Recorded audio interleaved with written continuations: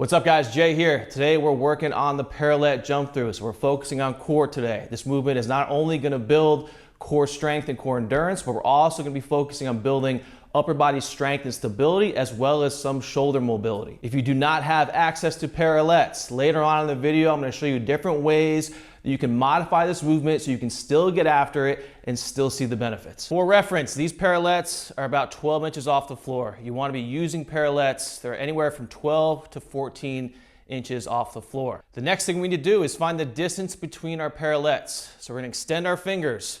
From the tips of our fingers to the elbow is going to be the distance.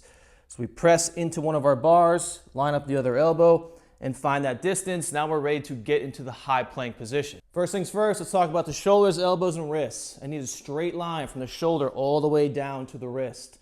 I need the pits of the elbows turned forward as much as possible. What this does is it externally rotates the shoulder and puts the shoulder in the strongest position possible. If we internally rotate, have the pits of the elbows turned towards us, it's a much weaker position and it's not nearly as stable. So external rotation, straight line from the shoulders all the way down to the wrist. We're also gonna protract the shoulders. So we don't wanna be depressed like this.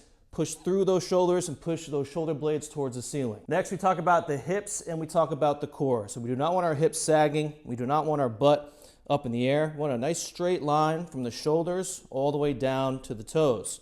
We don't want to be pushing our abs out here in the plank position. Tuck your abs in, squeeze your glutes, flex your quads.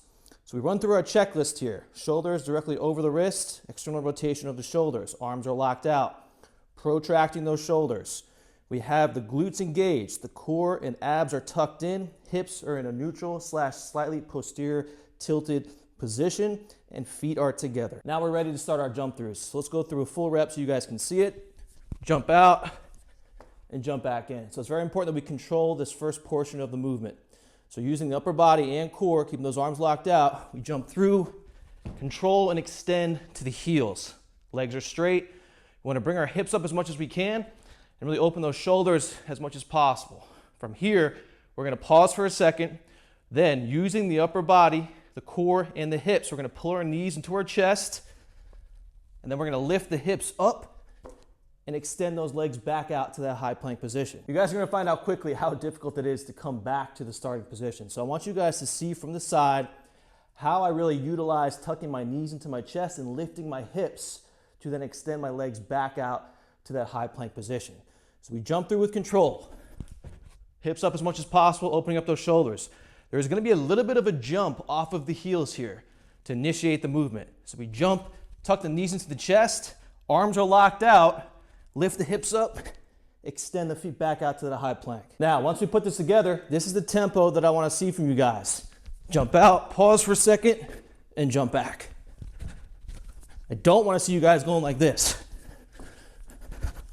I want perfect control on every single rep. If you are struggling with this movement and you just can't get back to that starting position without your feet dragging on the floor or hitting the parallettes, I'm going to show you guys the first way that we can modify the movement. So I still want you jumping out as we would normally. Perfect control, try to really control this position. From here, all we're going to do is pause for a second and then walk it back to the high plank. So control it, pause for a second, walk it back to the high plank. If you guys are still struggling, even with that modification of jumping out and then walking the feet back, the next thing we're going to do to modify is by raising the parallettes up. So if you have higher parallettes, definitely use those. If you do not, what we can do, this is also going to apply to people that do not have access to parallettes. We can use plates stacked up. We need to have a stable platform. For raising the platform, it needs to be very, very stable.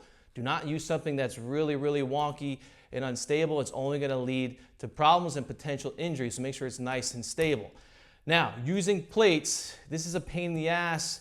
And if you're in a public gym, people are going to be pretty fucking pissed if you're taking all the plates to stack them up. So if you can use plates, it is ideal for the first way to modify, because this is also a great way to track progress, as well as we can remove a plate each week or 2 weeks until we get to that 12 to 14 inch range as we continue to build strength. If you don't have access to plates like this, or again, you're in a public gym where you just can't do this without pissing people off, What you can do is use two plyo boxes next to each other like this. You can use two workout benches next to each other like this. You can also use 2 kettlebells as well, but you gotta make sure they're really heavy kettlebells and they're really, really stable. So all the same technique principles are going to apply with that elevated surface. Nice control, and pull it back. If that's still too difficult, even with an elevated surface, use that first modification where we jump out with control and then walk it back to the high plank. The parallel jump through is a great starting exercise. So whether you're new to calisthenics training, whether you're more advanced, you need to master this movement with perfect technique and perfect control before moving on to more advanced exercises like the jump through to L-sit, which we'll do a video on, and the L-sit to handstand, which we'll also do a video on. If you haven't mastered the basics and the fundamentals, you should not be trying the more advanced exercises that we see out there. Yeah, I know they're flashy and it's enticing to want to try those and master those first. I've done that in the past, skipping all the necessary steps to get there. So take your time. Perfect control is what's going to translate to building true strength. So focus on the basics and the fundamentals. And until the next video, I'll talk to you guys soon.